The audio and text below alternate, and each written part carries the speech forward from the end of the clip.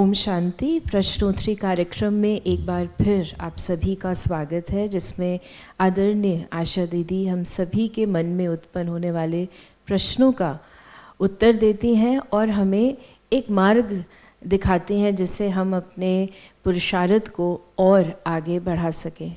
ओम शांति दीदी, आपका पुनः बहुत बहुत स्वागत है। ओम शांति। तो पिछली बार हमने चर्चा करी, हैप्पी न्यू ईयर आपको भी हमने चर्चा करी है सतो प्रधान बनने की, और उसके साथ साथ फिर भी छोटे छोटे प्रश्न आए हैं।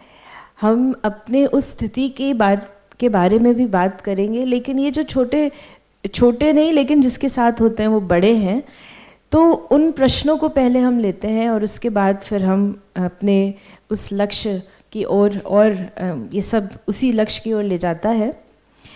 तो एक प्रश्न है हमारे पास कि ज्ञान मार्ग में सूक्ष्म अभिमान को कैसे चेक और चेंज करें। पहले कैसे पता चले कि मेरे अंदर सूक्ष्म अभिमान आ रहा है, और क्योंकि बाबा के भी तो आखिरी शब्द थे कि निरहंकारी बनो, आखिरी, तो वो अहंकार है, यानी कहीं ना कहीं सूक्ष्म अभिमान आता है निर्विकारी निराकारी के साथ निरहंकारी बनने के लिए, जैसे बाबा ने कहा। तो उसकी चेकिंग क्या है, व्हाट इज़ द टेस्ट, और फिर उसको चेंज कैसे करें। देखिए, अगर कभी भी अभिमान है तो उसकी परख है, और ये बहुत इम्पोर्टेंट चीज़ है, क्योंकि निराकारी निर्विकारी के अंदर अहम तो आ ही जाता है, काम क्रोध लोभ मोह अहंकार। उसके बाद भी बाबा ने कहा निरहंकारी, तो इसका मतलब है कि कोई और मीनिंग से कहा होगा। तो ईगो कहो, अहंकार कहो, सिंधी में संस्कृत में अहम बोलते हैं मैं को, अहम गच्छामि ऐसे बोलते हैं मैं। वो जो मैंपन है, यही सतो प्रधान या तमो प्रधान बनाता है। जब हम सोचते हैं मैं आत्मा, तो हमारा रास्ता बदल जाता है। जब हम कहते हैं मैं सो एंड सो, तो मेरा रास्ता तो सो। ये मैंपन से मेरापन उत्पन्न होता है, पूरा संसार उससे पैदा होता है। तो बाबा ने हम बच्चों को कहा ये मैंपन ये भूलना है। आई एग्जिस्ट, आई कॉन्शियसनेस, उससे मुझे मुक्त होना है। वो जो आई कॉन्शियसनेस है, मैं, बाबा हमको कहता है मैं कौन करता है? बकरी। मैं ये क्या है? मैं अपने को एक स्पेशल जीव मानती हूं। मैं भक्ति में एक धारणा रही है कि आत्मा परमात्मा में लीन हो जाती है, यानी दूसरा भाव है अपना अस्तित्व समाप्त कर देती है। अब ये होता तो नहीं है, क्योंकि आत्मा अविनाशी है, परमात्मा भी अविनाशी, अविनाशी अविनाशी में कैसे मिल सकता है? होता तो नहीं है। चेतन चेतन में थोड़ी मिल जाएगा, नहीं होता। लेकिन इसका भावार्थ है कि मैंपन समाप्त हो जाए और केवल उसमें बाबा ही हो, बाबा ही नजर आए। वो चीज़ है अपने मैंपन को समाप्त करना, निरअहंकारी बनना। जब मैंपन है तो चार बातें आती हैं। मैंपन से मायूसी आती है, होपलेसनेस, मैं, और जब मेरा साथ कोई नहीं देता है तो मैं अकेली हो गई, अकेली होगी तो होपलेस हो गई। दूसरा मैंपन से मगरूरी आती है।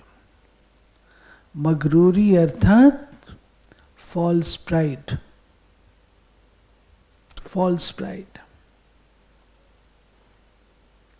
मगरूर अपनी विशेषताओं का, अपने गुणों का, अपनी उसका नशा, मगरूर है। इसको बहुत मगरूरी है, अपने धन की बड़ी मगरूरी है, अपने गुणों की बड़ी मगरूरी है।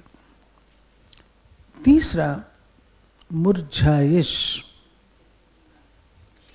जो आपने सवाल किया था कैसे पता लगे कि हमारे अंदर अहंकार है, वो ये मुरझाइश से पता लग जाता है। मूड ऑफ होना, छुई मुई होना, टच मी नॉट, मेरे को कोई कुछ ना कहे, कुछ कहे चेहरा पीला हो जाए, ये सब अहंकार की निशानी है। बाबा ने बताया है, if it hurts it is ego. तो जब बाबा इतने स्पष्ट शब्दों में हमें बताते हैं, और मैं आपको अगर कुछ कहूँ और आपके चेहरे से मुझे महसूस हो तो मैं बोलूँगी? नहीं बोलूँगी। तो नतीजा ये होगा कि मैं जो हूँ, जहाँ हूँ, जैसी हूँ, वैसी की वैसी रह जाऊँगी। मेरी प्रोग्रेस खत्म हो जाएगी, क्योंकि मैं कुछ एक्सेप्ट करने को तैयार ही नहीं हूँ। तो मुरझाइश। और चौथा मतभेद। मतभेद, मेरा आइडिया, मैंने ये सोचा, मैं ये कहती हूँ, ये अंतर है। दादी हमारी जब भी बोलती थी तो दादी कहती थी, दादी कभी मैं नहीं कहती थी, दादी कहती थी दादी कहती है, दादी कहती है, ऐसे साकी होकर के दादी बोलते थे। तो हमें अपने इस चीज़ को चेक करना है कि मेरे अंदर क्या है। अगर मगरूरी है, मायूसी है, मुरझाइश है, तो ये सब मतभेद है, तो ये सब निशानियाँ कि मेरे अंदर अहंकार है। दाना खाक में मिलकर गुले गुलजार हो जाए। मिटा दे अपनी हस्ती को। नहीं, दूसरा है ये, मिटा दे अपनी हस्ती को, खुदा बंदे से कुछ खुद पूछे, बता तेरी रजा क्या है। वो है खुद ही को कर बुलंद इतना कि हर तदबीर से पहले खुदा, तकदीर से पहले खुदा बंदे से खुद पूछे, बता तेरी रजा क्या है। खुद को बुलंद करना, ये बुलंद करना है जो बिल्कुल अपनी मैंपन को खत्म कर देना है। ये बुलंदी है। हम बुलंदियां किनको सोचते हैं? हाई स्टेटस लेना, पोजीशन लेना, इतना कर लेना, ये करना, ये बुलंदियां नहीं है। तो सभी लोग कर लेते हैं, लेकिन खुदा किसको बुलंदी कहता है? वो तकदीर लिखने से पूछे, पहले पूछे तुमको क्या चाहिए। हाँ, ये है विशेष बात। तो अब मैंपन, इसको निरहंकारी इसको कहेंगे। सो दीदी, आपने हमें चेकिंग बताई कि ये सारी चीज़ें जो हम टच में नॉट हो जाते हैं, या मतभेद आपस में आ जाता है, या किसी भी फॉल्स प्राइड तो पता नहीं पड़ेगी वैसे, क्योंकि वो तो प्राइड ही है। नहीं, वो भी पता लगता है। उसको कैसे पता चले? आप देखेंगे वो 10 के बीच में बैठा होगा, 10 को कहा जा रहा है आप ये काम करें, वो नहीं आएगा। वो अपन को समझेगा मैं स्पेशल हूँ। उसको तो नहीं पता चला ना, ये उसको नहीं पता चला। उसको नहीं पता चलेगा ना फॉल्स प्राइड। मैं समझती हूँ कि ऐसा कोई आत्मा नहीं होती है जिसको अपनी कमजोरी का ज्ञान ना हो। अकेले पता चलेगा, बताएगा नहीं, मतलब बेसिकली उसको कोई बताने की जरूरत नहीं है, वो सब जानता है, सब जानता है, लेकिन वो अपनी मजबूरी से मजबूर है, पब्लिकली नहीं बताएगा। जी, तो ये आप जी, तो आपने चेकिंग के लिए बताया और चेंज के लिए, यानी हम जब मैपन से दूर होते हैं, यानी जो आपने कहा कि सिर्फ बाबा ही दिखाई दे, अपनी हस्ती को मिटाने, यानी मैं नहीं हूँ, केवल बाबा है, बाबा करा रहे हैं, और अपने आप को हम ऊंचा बढ़ाते रहें लेकिन उसमें मैपन ना आए, तो ये है अपने अहम को दूर करने का तरीका। दीदी एक और प्रश्न है जो प्रैक्टिकल है, क्योंकि जब पुरुष, इसमें एक चीज़ और है जो बाबा कहता है ना कि मैं, जब मैं आए तो क्या करो, मैं आत्मा, तो मैं कौन सी आत्मा वो हम ले सकते हैं। मैं रहम दिल आत्मा, मैं मास्टर सर्वशक्तिवान आत्मा, वो चीज़ें दिखाई दें। जो मैं है वो बॉडी कॉन्शियसनेस है जो इस दुनिया की चीज़ों से, दुनिया की धारणाओं से लगी हुई है। इसीलिए कहा गया है श्रीमद् भगवत गीता में, हे अर्जुन, देह सहित देह के सब धर्मों को छोड़ मेरी शरण में आ तो मैं तुझे मुक्त करूँगा। अब देह के धर्म तो हर एक का एक ही होता है, कोई हिंदू होगा, कोई मुस्लिम होगा, कोई सिख होगा, कोई ईसाई होगा। तो देह के धर्म क्यों कहा गया? व्यक्ति का एक ही धर्म है, देह के धर्म क्यों कहा गया? धर्म का अर्थ है धारणाएं, शरीर से संबंधित धारणाएं, गोरा, काला, ब्राह्मण, शूद्र, ये सब देह से संबंधित, अच्छा, बुरा, सुंदर, असुंदर, ये सब देह से संबंधित धारणा है। इन सब से हमको मुक्त होना है। निरहंकारी उसको कहेंगे। जी, यानी हमें अपना मैं जो है उसको रिप्लेसमेंट करने का पुरुषार्थ भी एक्टिवली करना है, अदरवाइज दूसरा मैंपन हमें ले आएगा नीचे। नेक्स्ट प्रश्न हमारे पास आया है, जब हम पुरुषार्थ करते हैं तो अपने आप को हम, जैसे बाबा ने कहा है, हाँ जी, संस्कार मिला के चलो, सॉफ्ट बनते हैं। तो एक प्रैक्टिकल घटना होती है उस व्यक्ति के साथ कि यदि हम किसी की बात में हाँ जी, हाँ में हाँ करते हैं तो हम बहुत अच्छे हैं, क्योंकि हम अग्री कर रहे हैं, कभी आपको मना नहीं करते। लेकिन यदि किसी बात को एक्सप्लेन करते हैं या रीज़न कोई होता है तो सामने वाला बात करना बंद कर देता है, क्योंकि उसकी बात नहीं मानी गई, और फिर वो व्यर्थ में चला जाता है।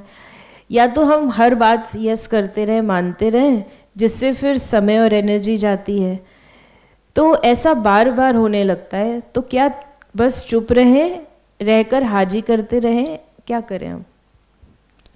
देखिए, आपने हाँ जी किया, आपको लग रहा है वो ठीक नहीं है और आप हाँ जी कर रहे हैं, आपको वहीं पर अपने आप को चेक करना है, आप क्यों हाँ जी कर रहे हो। तो दीदी, जैसे ये जो प्रश्न है, ये जिनका है, उनका कोई ऐसा नहीं कि कोई श्रीमत के विरुद्ध कार्य है, लेकिन जब प्रैक्टिकल में काम होता है तो, या कोई ऐसी सहयोग की बात होती है, तो अगर आप यस करते हैं तो सिर्फ आप यस करते रहते हैं, आप दूसरी चीज़ नहीं कर पाते, फॉर एग्जाम्पल। और अगर आप उसे रीज़न देने का प्रयास करते हैं तो वो उसको बुरा लगने लगता है। देखिए, जहाँ सहयोग की बात है और मेरे पास समय है तो मुझे हाँ जी करनी ही चाहिए। लेकिन अगर कोई ऐसी बात आ जाए तो व्यक्ति भी अंडरस्टैंड करेगा कि नहीं, ये हमेशा मेरे को सहयोग देता है, हमेशा हाँ जी कहता है, आज कोई स्पेशल कारण होगा। ऐसा नहीं, वो अंडरस्टैंड नहीं करेगा, दूसरा व्यक्ति अंडरस्टैंड करता है और खुल छुट्टी देगा प्यार से। यदि अंडरस्टैंड करते हैं, बट ऐसा भी कई बार होता है कि वो फिर मिसयूज़ कर देते हैं उस हाँ जी को, जो ना जी कर रहा है वो तो नहीं विशेष हो जाता है। नहीं, मिसयूज़ क्या कर लेगा, आप कोऑपरेट कर रहे हैं, मिसयूज़ क्या करेगा उसका। ये कर लेगा इतना कि आपको ही बार बार कहेगा, यही होगा ना, यही होगा, आपको ही बार बार कहेगा। अगर मेरे पास समय है और मैं कर सकती हूँ तो मैं करूं, और अगर नहीं है तो मैं पोलाइटली उसको टर्न डाउन कर सकती हूँ। वो मेरे में शक्ति चाहिए कि मैं उसको पोलाइटली टर्न डाउन करूं कि मैं आज नहीं कर पाऊंगी, इतने दिन नहीं कर पाऊंगी, ये मुझे कहने की शक्ति चाहिए, क्योंकि मेरा मन तो साफ है ना। यानी हमें अपने सॉफ्ट नेचर के साथ स्पष्टता भी होगी, और अगर वो क्लैरिटी है तो सामने वाला अल्टीमेटली उस बात को समझेगा। यानी हमारा जो पुरुषार्थ है हाँ जी कहने का, उसमें हम आगे ही बढ़ते रहें। एक और हमारे पास प्रश्न आया है कि बाबा की मदद की गति न्यारी कैसे है? बाबा की मदद की गति, बाबा की मदद होती है, बाबा की गत मत न्यारी कहते हैं। बाबा की मदद की गति न्यारी कैसे, कि बाबा न्यारे रूप से मदद करते हैं? बाबा की मदद की गति कोई न्यारी नहीं। बाबा मदद हम बच्चों को स्पष्ट रूप से देता है, उसमें बाबा कुछ वो नहीं रखता है। अगर उसको मदद करनी है तो मदद करेगा, और ये नहीं है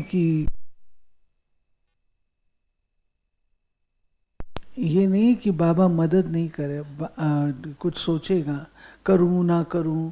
बाबा को ये सब करने की जरूरत नहीं है। हाँ, बाबा की मदद उन बच्चों को मिलती है जो हिम्मत रखते हैं, साफ होते हैं, सच्चे दिल वाले होते हैं, उनको बाबा मदद करता है।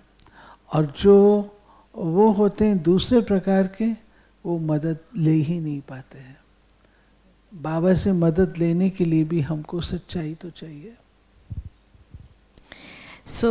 दीदी, आपने हमें जो छोटे छोटे प्रश्न हमारे जीवन में आते हैं प्रैक्टिकल, वो हमें उसका एक मार्गदर्शन दिया।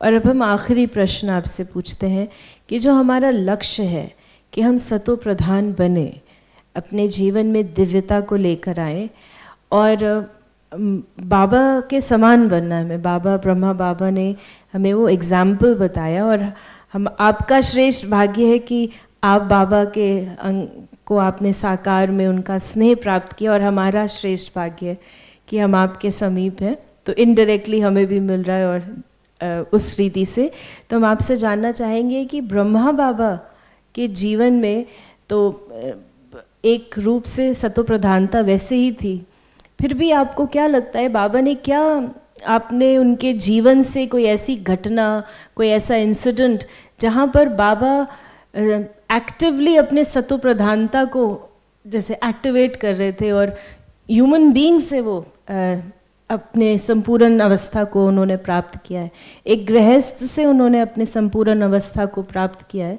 तो बाबा के भी पूरा गृहस्थी थी, लेकिन वो कौन सा पुरुषार्थ या कोई ऐसी घटना या कोई ऐसा कोई बात आप अगर हमारे साथ शेयर करें बाबा की। बाबा ने बहुत सारी बातें की।